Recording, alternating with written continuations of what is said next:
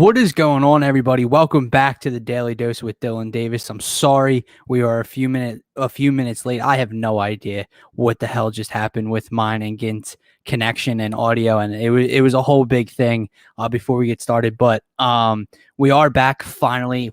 Our last show was like a week ago today again, or it's been a while since we've been live here on the Painted Lines YouTube, Twitch, and Twitter accounts. So lock into the Painted Lines on Twitter at the Painted Lines and give them a follow or hit that subscribe button on YouTube and Twitch. And guys, don't forget to follow on Twitch and subscribe on YouTube to DSM Media. That is myself, Gint, and Scotty's new media account as well, where we're putting out other content. And we do have a giveaway coming this week, so stay locked into those two accounts.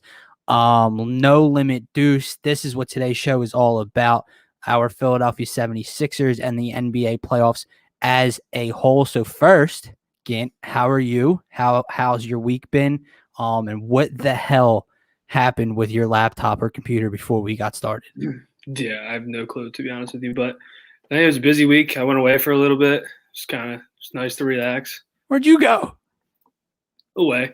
But that could mean a lot of things, King. That could mean prison. That could mean vacation. No, not the good kind of away, like water type way. But I think it's been a good little time off. I did miss doing the show. Obviously, I know you were super busy with the move. Yeah, so nice little new setup behind me. It's not permanent yet, but we're still tweaking things around behind me. Yeah, we're gonna get back to a normal pace. It's just been a busy few weeks. Yeah, the week before I had mono. Like it's been it's been busy for us, but.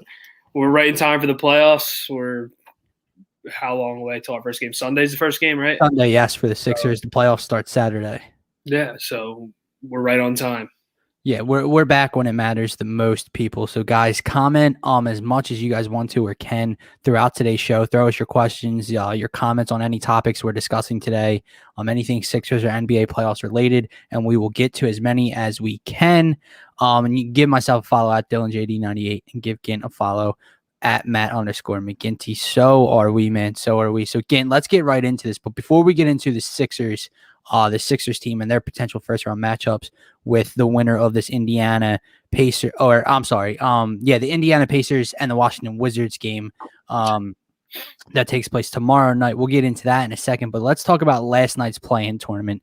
We've had a lot of discussions on, is this play-in tournament is it stupid? Is it because it involves the 10 seed? Is it just for revenue, or are we going to enjoy it because it's basically like one and done, like extra playoff basketball atmosphere type of stuff? Wasn't impressed last night. Wasn't impressed in the slightest. I thought it was absolutely terrible. The Boston-Washington game was a little bit better. I mean, I was flipping back and forth between them and the Phillies. But that first game, I watched 90% of it, and my God, your rookie of the year, your man crush, and that squad. I know they're young, but they did not. Again, I don't think they knew that was a playoff game last night. I don't know if I don't think they got the memo. Dude, when Caris LeVert got ruled out, I was like, oh my God, Charlotte might roll. I was like, we're gonna play Charlotte, and dude, they got steamrolled. How? Like you said, they might not know the public. How do you let up 141 points in a one and done to have a chance to still make the playoffs? Hold on. 141 to the Indiana Pacers without Caris LeVert. Yeah, it was, like you said, it was a brutal watch. I remember I missed the first half of it. I had basketball practice. And I looked at the score, and I was like, oh, they're down 14. And they weren't. They were down 24. That doesn't tell the story at all. No, they were down 24. I misread it because then I turned it on and they were down 30-something. I'm like, what just happened in the first 3 minutes of this quarter? And I read it, and dude, they just, from the beginning to the end, man, Doug McDermott poured in 16 in the first quarter. It was brutal to watch, to say the least. I mean, I don't know how many Charlotte Hornets fans we have out there, but yeah, I don't think many. Yeah, I don't know how many were after last night. Yeah, especially not after last night, like you just said. But that's my whole beef with this play-in tournament, Ken. Now the team, well, actually, I'm sorry, they ended up slipping, so that's not who we would have ended up with at the end of the day. But when we were having this discussion weeks and weeks ago, I'm like, I want Charlotte.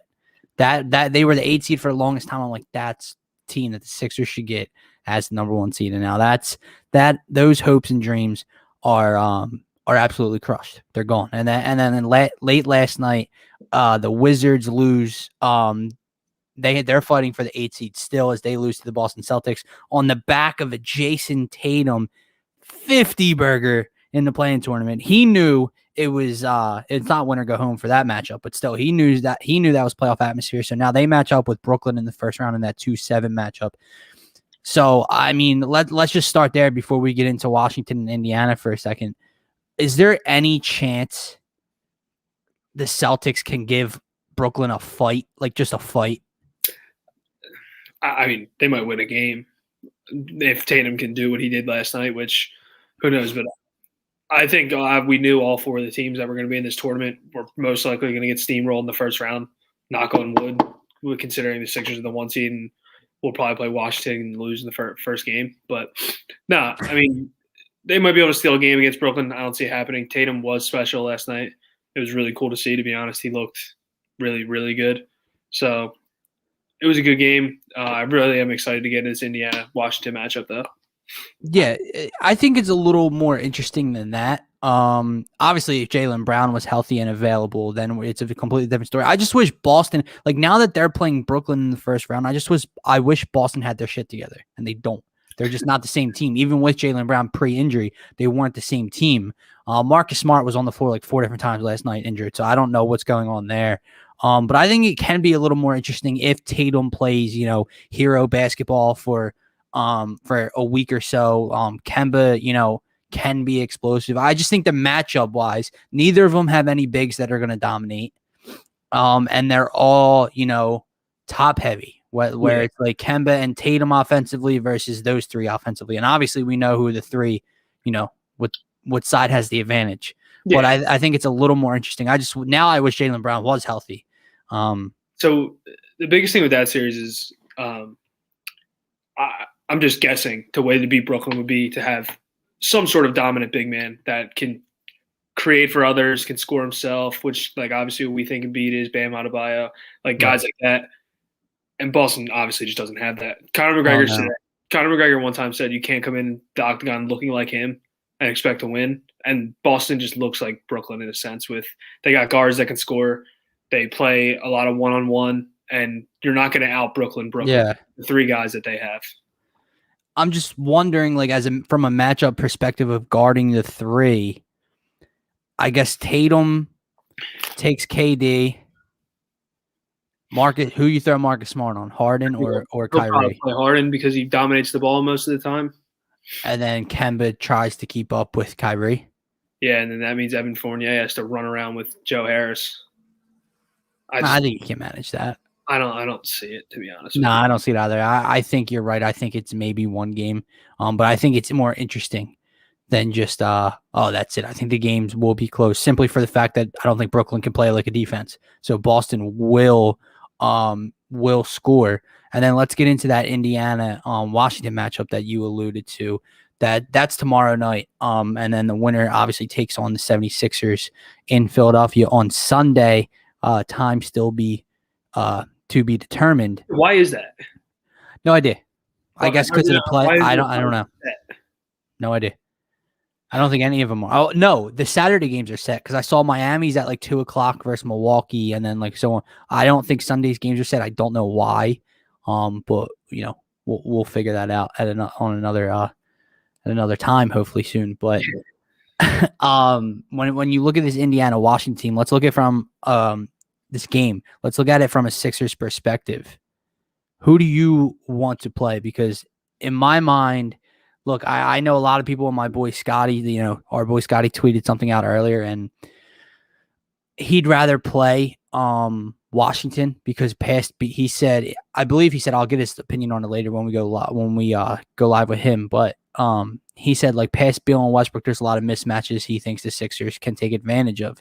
I'm good, bro. I'm good. I'll play. And again, this isn't me. I'm not scared of the Washington Wizards. They're not a good team past those 2 guys. The Sixers would sweep them or beat them in 5. I don't want to play Russell Westbrook and Bradley Beal in the first round when the Sixers go and get the number 1 seed in the Eastern Conference. And then stop.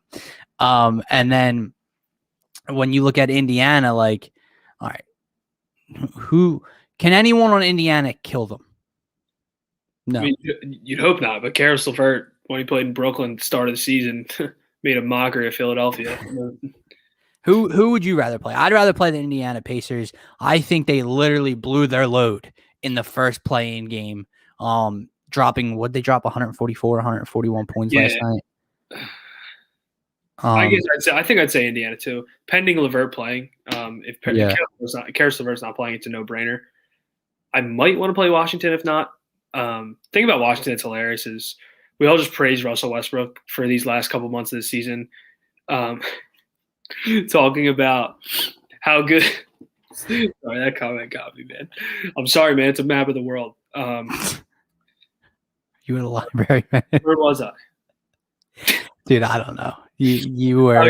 Dude, the internet trolls came out last night for Russell Westbrook, man. Like, we just praised him for putting up these monster numbers these last couple weeks, and one playing game against a team that has had success in the last couple years in the postseason, and it's back to Russell Westbrook isn't this good.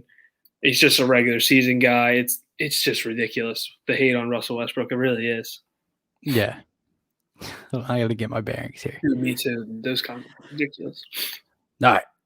But I agree 100%. Later, Pookie. Let's see. No Limit Deuce says Washington versus Philly would be more entertaining than Indiana. That's my opinion. I mean, I completely agree with you. But I'm not for entertainment when it comes to 76ers. I'll win ugly. I'll win. I don't care who we play. I don't care how the game looks. I'd rather match up with the Indiana Pacers again. Like, okay, Miles Turner's out right now. If he plays, congratulations. They have guys. You know what I'm saying? They have a couple guys. Sabonis, LeVert, Malcolm Brogdon. Which one is on Indiana? Aaron or Justin? Holiday. Are they? They're both on Indiana. I'm pretty positive. Well, either way, one or both of them kill us from three every time we play them. But they just have guys. When it gets to Bradley Beal or Russell Westbrook with the ability to drop 40 to 50 points a night, we know how these Sixers can struggle defensively on smaller guards. And then when you look at the fact that they're not a very good transition defense team whatsoever, Tobias Harris said that is the main point of emphasis this week in practice. And Russell Westbrook has them as the best pace. They're number one in pace in the entire NBA. I'm good. Again, this is not I'm scared of the Washington Wizards because they are not a good team past them. There's a reason they finished around 500, sub 500 again. They've been at that position all year long, but they have two guys that can kill you. They have killers. Indiana just has dudes. They just have a couple guys, and they don't worry me at all. With that being said, I think the Sixers take them both out in a maximum 5 games. I don't see any way one of those teams wins more than one game. So we'll get into the Sixers matchup and all that a little bit later. What would be really, again, not alarming, it would be more of a game one thing is if Indiana steamrolls them and puts up another 130 points. That's true. Playing really well, and then game one, we come out cold because we haven't played in a little bit. Yeah. And they might stun us, but again, so let me ask you that. Do you think this extended time off from last game of the season, and the starters didn't even play in that, so the first Magic game until Sunday, do you think that is a positive or a negative when it comes to this Sixers team? Like, I know I saw a couple quotes today on Twitter from Danny Green saying that guys were going at each other in practice today, and it's been very competitive, and it'll be better for them in the long run. So I don't know. Yeah, it's definitely good to get these guys healthy. I mean, we haven't really battled any big injuries all year. We've had a couple, like the Embiid knee thing. Like, there was some things that happened, but just get everyone rejuvenated, sit them down for a little bit. I think that's huge. Whether that means we might slip up in the first half of a game one, that doesn't matter to me. What matters is not the first round, because I think we all can agree that no matter which one of these teams, we should and most likely will win this series. Again, knock on wood. But that's my take on it. I think the rest is important, especially when you get into this grind of the playoffs. See, I want to Rufus says, I would rather play Washington. Westbrook is a great player, but doesn't scare me. The Pacers are just a good all-around team, but they're not. Yeah, They're not. Like, they haven't been all year. There's a reason they were in the 9-10 matchup. They're like I mean, I guess like I get the good. I'm using it as like they're like a good team. They're okay. They're like an okay team. But they're not a good all-around team where they scare me. You know, as a potential threat to the 76ers getting past the first round. I know you keep saying knock on wood, but dude, it's not happening. I'm going to throw that out there for everybody. The Sixers aren't losing, guys. Hot take. They're not losing in the first round of the NBA playoffs this season. But I think as far as the practice, this week or so of practice and not playing, I agree with you that it's kind of like it's a little scary because you mentioned earlier how they could come out cold and come out flat and not shoot well in the first game. And I get that, especially with this fan base. My God, if they drop game one at the Wells Fargo Center in front of 10,000+, I'm staying far, far away from the Wells Fargo Center if that happens. To get to your point, I don't see Indiana being able to go into the Wells Fargo Center in front of that many people and winning a game one. No. As Bradley opposed to Beal, where you Bradley might Beal can. Yeah. So that's where I kind of do get your point.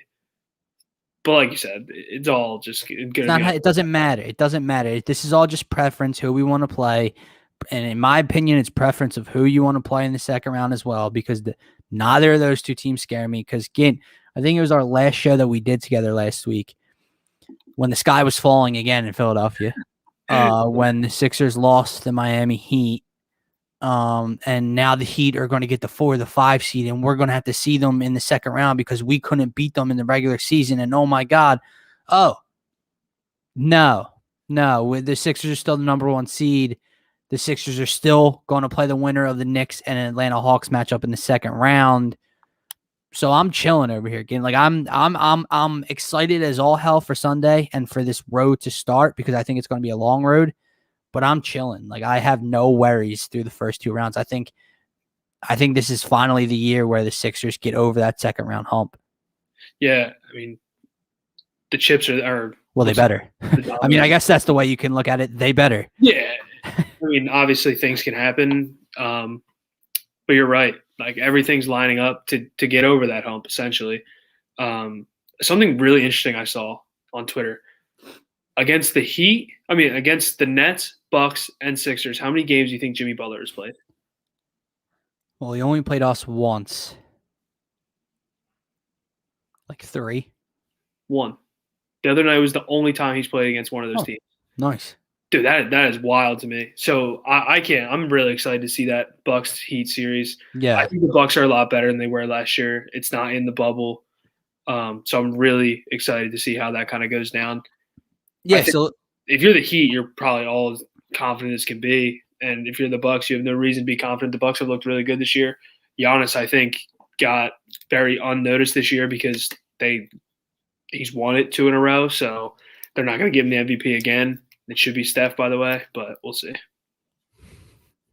And we can get into that conversation later in the show. But let's look at these first round matchups again, as you said. So obviously some aren't locked in just yet. Only one is so far out of this play-in tournament, and that is Boston advances to play the Brooklyn Nets in round 1. As we mentioned, Sixers get the winner of Indiana, Washington, and then the Western Conference play-in games are tonight. Memphis, Spurs. Sorry, I was falling asleep for a second again because I don't know how I'm watching that game. And then the Lakers, Golden State are later tonight, which I will definitely be tuning in for. I didn't even know. Sorry to cut you off. I didn't know there was a Batgirl. I didn't even know the Batgirl was a thing. That what? Dive said new Batgirl movie just announced. Let's go. Oh, I'm sorry. I'm on a different screen, so I didn't see it. I didn't know Batgirl was a thing. I thought it was like Catwoman. I thought it was Batman. Yeah, it's Batman and Catwoman, I thought. Who knows? But yeah, that just to throw a comment at that Memphis Spurs game. I think the Spurs finished like 5 games under Memphis, if I'm correct. I could be wrong though. Like it would be nothing more than Greg Popovich to win that game tonight. But I'm just not looking forward to it whatsoever. The really good one tonight, obviously. This game, that Warriors, I think it was Vince Quinn that tweeted actually. This Warriors-Lakers game, might draw more views than any NBA Finals game does this year. Yeah, I mean, you're not wrong. Yeah. Dude, like this is like a really weird thing to see. Like we went through, like me and you, we went through our college years, end of our high school years, just watching LeBron and Steph duke it out year after year in the finals. And now we're in this new made up playoff scenario tournament where they're gonna face off again to see who plays the 1 and 2 seed in the Western Conference, man. It's really wild to see. Yeah, so that's what I wanted to talk about. So obviously, the winner of that will go on to play the Phoenix Suns. The loser of this will have to battle the winner of the other game and then play the number 1 seed, Utah Jazz. My perfect bracket on that side is for Golden State to beat them tonight, so that just LeBron loses another game, just for that reason. But then here's the thing, as funny as it would be if the Lakers lost both games fully healthy with AD and LeBron and didn't make the playoffs, as funny as that would be to me, I can't stand the Utah Jazz. I can't stand the Utah Jazz fan base. It would be perfect if the Lakers lose tonight, win the second game, play the Jazz in the first round, and then just beat the dog shit out of Rudy Gobert and Donovan Mitchell and that fan base in the first round, and the Jazz get to go home, we got the number 1 seed and we got to play the defending champs in round 1. I don't know. I don't know if you want Bron to get past or not. This is going to sound weird. I don't know. I don't really know where the Lakers are at. Schroeder, KCP, LeBron, AD, and Drummond have played 3 games together, like that starting 5. And this might sound weird, but I don't know if they could get by Utah in the first round, as opposed to if they got the 7 and they met them in the Western Conference Finals, and then I think they would be able to handle them. But like we hate Utah, we all do. They were really good this year. They've been really good all year. They didn't have really any injuries that they really had to fight, so they were healthy all year. So their guys played together for a lot. Jordan Clarkson is going to win 6th Man of the Year. He's been awesome. So ideally, I would love to see LeBron and AD put them out 100%. I do think the Lakers are going to roll the Warriors tonight, even though Steph's on like this historic run. Yeah, I agree. Like Golden State, I think is like at their peak right now. Like Steph's averaging an unreal. He won the scoring title at like over almost 32 points a game. Draymond's been Draymond at like triple doubles. Wiggins has been awesome. I don't know if a lot of people have keyed into that because he's one of the guys that gets trolled all over the internet. And the Warriors, we coming into the year, we're like, dude, this roster's really bad. Me and you talked about it. I was like whoever constructed this deserves jail time. So we'll see, but I don't see them winning tonight. I think the Lakers do roll them. I agree with you. I think that my scenario doesn't play out the way I want it to. I think it would be even funnier than if Steph got the 8 seed and then somehow beat the Utah Jazz in the first round by himself. But this is just my anger towards Utah Jazz and their fan base more than anything. But what it's going to come down to, like, is Schroeder back? I think so. I think everyone's healthy. I'm just going to look at this injury report real quick and see who's on it for the Lakers. Okay, not an ad. So no one's on it for the Lakers. Really? So I agree with you. I get they haven't played a lot together, but you throw those, it's basically Steph versus them. And that's what it comes down to. And Steph could hit 11 threes tonight and it won't be good enough. Like, it's just not enough firepower unless, you're right, unless, Andrew Wiggins steps up to the plate and drops 20 plus. But I just think take away just LeBron and AD. Well, those are 2 of the big bodies I'm about to talk about, but I just think they're too big. They're too physical. They're too big down low. They're going to just, in this game, 2s will beat 3s in this particular matchup because we know what Steph represents in the 3-ball, but 2s will beat 3s in this game because Golden State won't make enough 3s to overcome the onslaught they're about to get from LeBron James and his team. But, I think it'll still be a great matchup. I think Steph will keep them in it probably until, the third quarter, middle of the third quarter, around there, and then maybe a little later. And then I think the Lakers can Oh, you Rufus. I Oh yeah, love the first part of your comment. And then he said, for some strange reason, I really like the Jazz. I can't stand that damn team and their fan base. Oh, man. But yeah, no chance that the Lakers do not make the playoffs. Again, let's look at these other first round matchups before we get back to some Sixers talk here. What matchups are you really looking forward to? I know you already alluded to Jimmy Butler and the Heat versus the Bucks. That's obviously one that pops out to me. Just not just the fact that it's a great matchup, but the story that comes in from last year, like, this Miami Heat team that beat the Bucks in 5 last year, I believe. And then you look over to the West.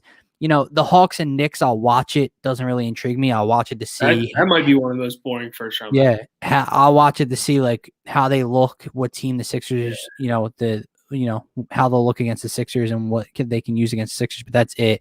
The West has the intriguing matchups to me all across the board. Yeah. When you have Luka and Dallas against the Clippers, and then you look at the Jamal Murray-less Denver Nuggets with their MVP, and the Portland Trailblazers with Dame 3 versus 6. And then, like you said, with this 7-8 matchup, if both of these teams, whoever wins tonight and then the opposite wins the next game, you're looking at Jazz, Lakers, Jazz, Warriors, Suns, Lakers, Suns, Warriors. So the entire West to me will be a lot of fun playoff basketball to watch. Yeah, 100%. It sucks for Utah and Phoenix, honestly. That it does. Like Utah was in that 4 spot, 5 seed. I'm not positive what exact seed they were the last couple of years, but they finally get over the hump, get to that 1 spot, and you might get dealt with LeBron James, or on the other hand, you get dealt with scoring title champ. Could be MVP Steph Curry. Like, it's a tough draw, but those other 2 matchups are probably, like I said, obviously the Sixers are the team you're going to watch the most. Definitely love that Milwaukee-Miami series, and then those next two Western Conference series for me are awesome. We saw Dallas play the Clippers last year in the bubble when Luka backpacked them, and I think it went 6 games. And it was an awesome series. And then you have the guy that's probably going to win MVP somehow, some way. Jokic is going to play. Cool, man. I can't stand him. I just don't. I can't either, but it is what it is. Yeah. And then they play Portland, and we all know Dame. This is his time of the year where he plays his best ball, man. Oh, yeah. Which is really – I think it's a really bad matchup for Denver. I really do. So do I. But I don't know. And I want Portland to win that matchup so bad. Me too. I don't really know who Denver can throw at him. I mean, I know they have Nurkic. Can I tell you who? Who? Nobody. Oh, I was like, zilch. Sitting here trying to figure out who number 0 is in my roster. Yeah, I mean, I don't think many teams have, or maybe even anyone has a guy to throw at him. Who are you going to throw at him? Essentially, it's kind of the question you sit there and ask. But we'll see, man. I agree with you, and I'm going to have to go dig up the tape because as I'm sitting here thinking, Dame Time made the playoffs. Yeah, he did. Phoenix made the playoffs. We're not getting into this. Yeah, they did. We're not getting into this. I think I have the Western Conference playoffs down. Yeah, probably, right? Well, the only team I didn't have in was Portland, and I put – who got the 6th seed, by the way, and I put New Orleans in, who had the worst coach in the NBA. That's what you're going to throw at? That's what you're going to throw out there? Yeah, dude, he's horrible, man. That team has way too much talent to make the playoffs. So blame the talent. No, I'm going to blame the coach. No.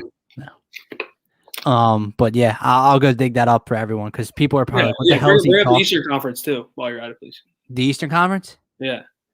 Where I don't think I'm very far off of this Eastern Conference. You did. I had Washington. You didn't. Okay, here we go, bro. So who did I have in there then? I think I had Indiana. Toronto. I probably had Toronto as well. I mean, we all probably. Oh yeah. Toronto was a huge disappointment, but I nailed the West. And again, I literally went like this a month before the season started, and went like that. Again, said, "Get out of here with Dame Time." Yeah, I didn't say get out of here. Yeah, he did. Yeah, he did. I'm gonna go find the tape.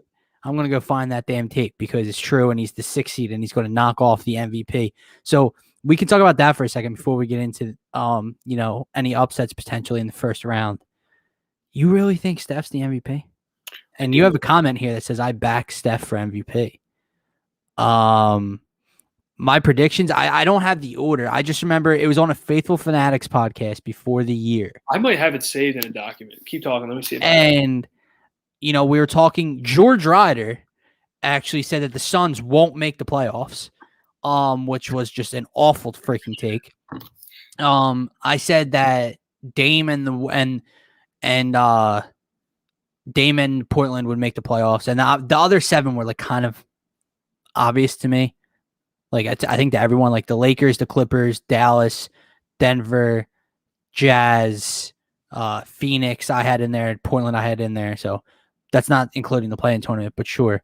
Yeah, he says Jokic. I just want to talk about this for a second. I'm sure I'm going to later with Brock and Scotty too.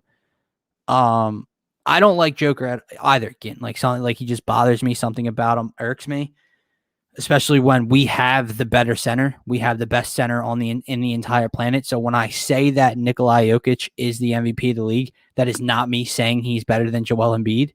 It's just what it is this season. I know he doesn't score as much as Embiid.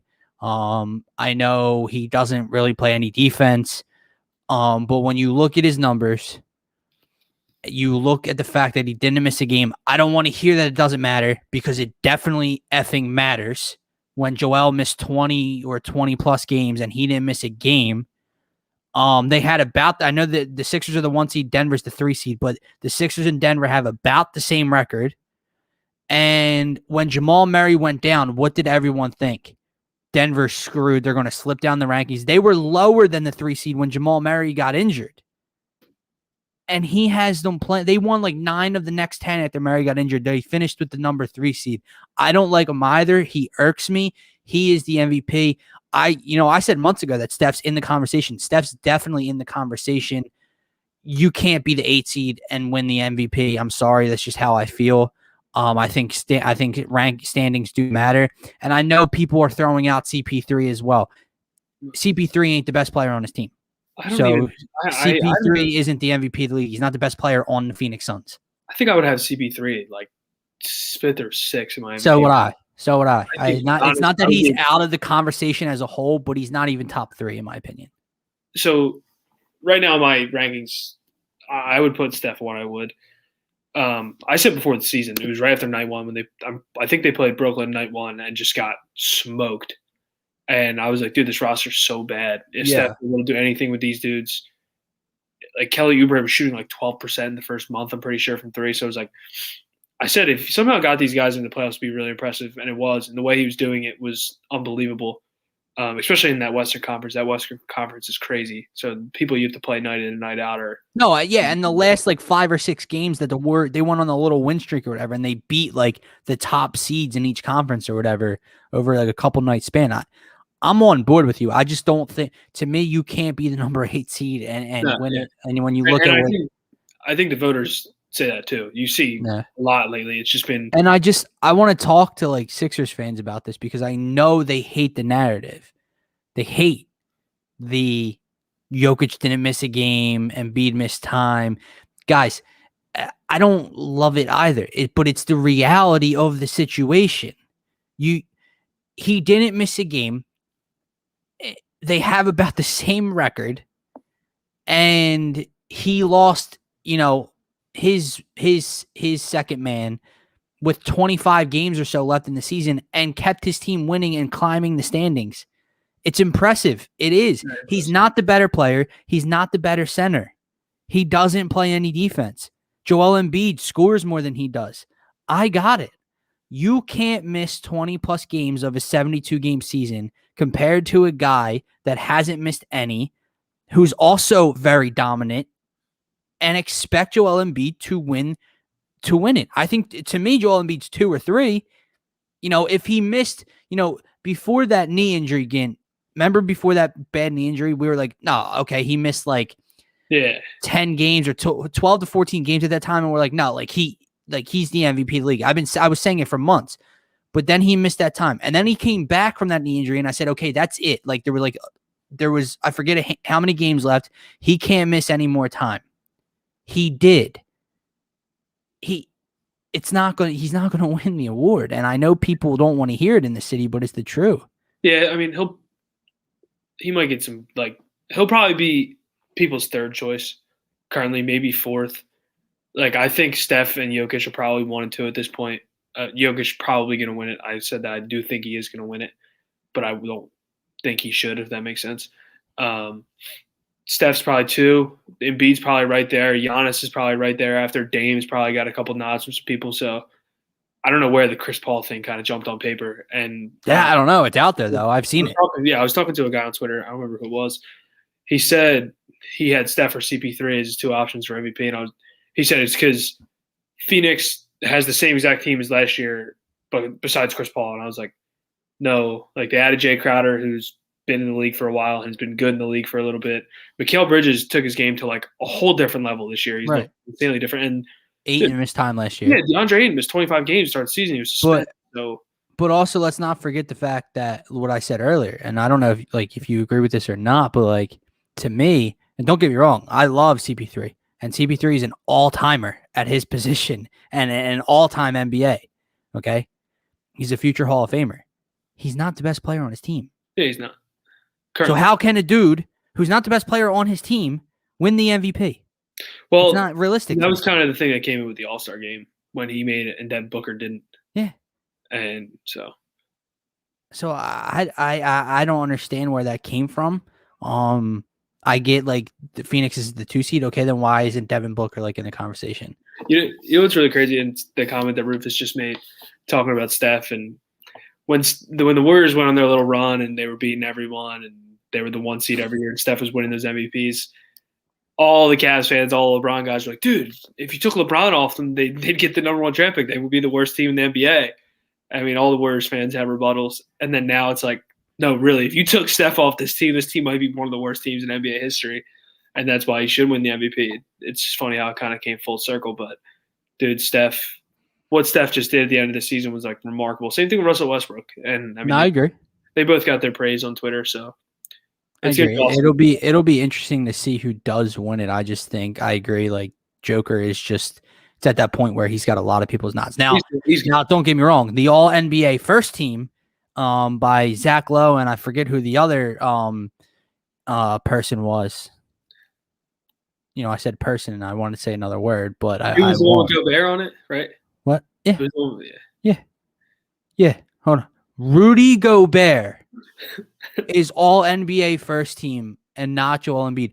What freaking planet do you live on? Yeah, there's just no way. You know what that is? That's clicks. That's all it has to be. It's the reason me and you were talking about it. It's the reason Twitter was blowing up about it. That's all it has to be. Because if anyone in their right mind actually thinks or believes that, they need help. They need help. They shouldn't be on the beat. They shouldn't be reporting on the NBA because they just have no freaking idea what they're talking about. It was completely Skip Bayless-esque to put that out there. But sure, man, I mean, to each their own, Gint. So that's where we're at now. And then real quick, like you said, are there any upsets? Obviously I'm not talking 4 or 5 matchups. I'm not saying if Dallas beats the Clippers, that's an upset, but like, when you look further past that, which team is primed to unload an upset? And, you know, I guess the answer is kind of hard to not say the Los Angeles Lakers when they make the playoffs. I think that's the only reason. But like, okay, let's look at these 3-6 matches. Let's take it there, right? 3-6, 3-6. Heat, Bucks, Denver, Portland. Which 6 seed is more primed for an upset? The Portland Trailblazers or the Miami Heat? It's tough. Yeah, I'm putting you on the spot, bud. I'm gonna say Portland. I want to have hope in the Bucks, and by hope in the Bucks, I mean like to not lose to Miami 2 years in a row in the playoffs. I think Jrue Holiday is a major difference, and they are way better with him than they were last year. And last year was messy with the whole bubble thing, and Miami caught fire at the right time. But I think Portland poses some mismatches to Denver with the guards. Being Dame and CJ, that is. So I think Portland has a better chance to beat Denver than Miami does to beat. Yeah. I agree with you. First of all, before I address a comment, and he says Portland as well because they are healthy. And yeah, when you got Jokic going on this run right now that he's on, but that's different. Like when you have to play a 7-game series against Dame and CJ and Nurk, and Portland is healthy now, as he just said. That's going to be really tough, I think, for Jokic and Denver to overcome without Jamal Murray, who was huge for them in the bubble last year. Yeah, and Dame should run all over them. I completely agree there. And then just looking at it from the other matchup, I just think this is a year where Milwaukee doesn't get bounced early. I actually think Milwaukee's going to take Brooklyn either out of the postseason in round 2 or take them to the wire in game 7 to get to the Eastern Conference Finals versus the 76ers. So I think that the Bucks are more primed to win this year. And I just think I just feel like, Sixers fans didn't want that Heat matchup because we wanted the winner, the Hawks, Knicks, which is 100% true. But then they saw what happened when the Sixers played him. They flew Embiid to Miami on game day when he was sick, and we got our asses kicked towards the end of the season when we were coasting to the 1 seed, and people now were afraid that, and they think Miami's better than they are.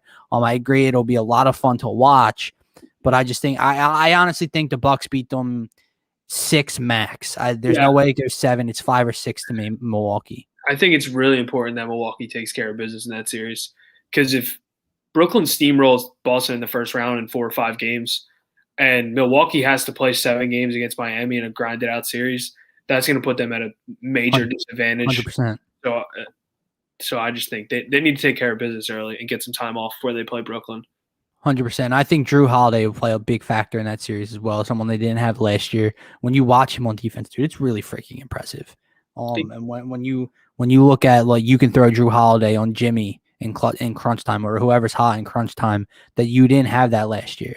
Middleton's also an X factor in this series. I forget how he was last year. I feel like he underperformed in that series. Yeah, I think everyone in Milwaukee underperformed in that series. So we'll see. But I do, before we get back to the Sixers and before we wrap this up again, Carl, I'm not like, I don't mean this like all time. Are you talking about right now, 2021, who is the better player? I'm not talking about career. Obviously, I know what CP3 was. Are you talking about 2021? Devin Booker is not better than Chris Paul. Again, am I wrong here? No, I do think Devin Booker is a better player currently as well. I mean, I'm not taking away CP3's importance to the Phoenix Suns. I'm not taking away the fact that he can still hoop, and he's been awesome this year. He's not better than Devin Booker. And then this comment as well, I think CP3 gets mentioned because it's most valuable player, not best, and people take it literally. I 100% get what you're saying, but like in the same token, right? If you keep CP3 healthy on the Phoenix Suns and you take away Devin Booker, are the Phoenix Suns the 2 seed? No. They're not even close. So like, yeah, and if we're gonna mention that in terms of MVP, like CP3 is not on the same earth as Steph in terms of importance of a team. Right. And I'm not saying Devin Booker's in the MVP conversation because he's better than CP3. I'm saying neither of them are. Yeah. So, but that's just where I'm at. So let me know if you mean overall or 2021, because currently this year, Devin Booker is the better basketball player than an aging Chris Paul. So again, we will put out a bracket at another time, maybe probably tomorrow or after this play-in tournament wraps up, so we have the official seeds. But I just want to get your thoughts on the 76ers postseason run. Obviously, we all have high expectations for them. We've been doing the show since the start of the NBA season, and it's been heavy Sixers for majority of it. And we've just been saying enjoy the ride. This team was in the 1 seed in like February and March, and we're like, just enjoy the freaking ride. This team's the number 1 seed in the Eastern Conference. They were undefeated with their starters for a while, and now we're here. So what are your expectations right now? Because it's here. We could talk about it all we want 3 weeks in advance, 2 months in advance. It's here now. It starts in a few days.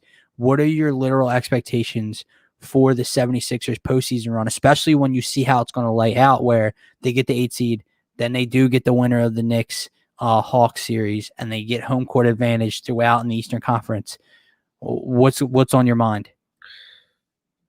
I mean, obviously, I think it goes without saying that you have to win these first 2 rounds. My expectations for the first 2 rounds are to get it done in 5 games at most for both of them.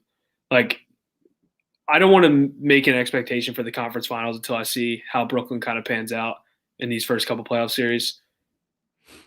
There's a chance these dudes put it all together and just roll Boston in 4 games, roll Milwaukee or Miami, and at that time I'll give a judgment on the conference finals. I will. But for now, it's win those first 2 series handily and just get ready to go to battle. And no matter what, even if I just said what I said, where they're rolling teams, like you need to have a series with these guys. You can't just get rolled by Brooklyn. This team's too good. They were too good all year. You have too good of a coaching staff. You have 2, 3 All-Stars. You have a Defensive Player of the Year candidate. You had an MVP candidate. So no matter what, like the series has to be competitive. That's my expectation. Now, my hopes and what I want to see is obviously we win the conference finals, go to the finals, and then it's going to be very hard to know who our opponent is at this point. But that's kind of where I'm at right now. Wow. Matt McGinty tempering his emotions over there. I like it. I wish I could do the same, but I'm not going to. The last time that a team in this city held the number 1 seed heading into the playoffs, a banner was hung. And that's where I'm at right now. That's not my expectation where like it's a failure if it doesn't happen. I'm not saying that at all. But I honestly, truly believe that outside of anything crazy happening, an injury, something like that, the 76ers will raise a banner. And we will be celebrating on Broad Street. I'm sorry. In July? I cannot wait. That's where I'm at, dude. It's because it's aligned so perfectly. And I understand that some people don't want to get hurt and it's too perfect. Like they got the number 1 seed, they have home court, fans are coming back, full capacity June 12th or whatever. They get the 8 seed, then they get the Knicks, Hawks, and then they'll have home court against after the Bucks and the Nets beat the shit out of each other in round 2. I just think that's how it actually plays out. And I think whoever comes to Philadelphia, the series goes 7 games, but I think the 76ers win a game 7 at home and they go to they go to the NBA finals. And I really do, at that point, again, I don't care who you throw at them. I think at that, I just think if they get there, if they can get there, no one's stopping Joel Embiid. I know I said he's not the MVP for those reasons, but he is just the most dominant player in basketball that I've seen all season long. I haven't read these comments yet. I was in the middle of a rant. So if you want to, why read them if you want. Yeah.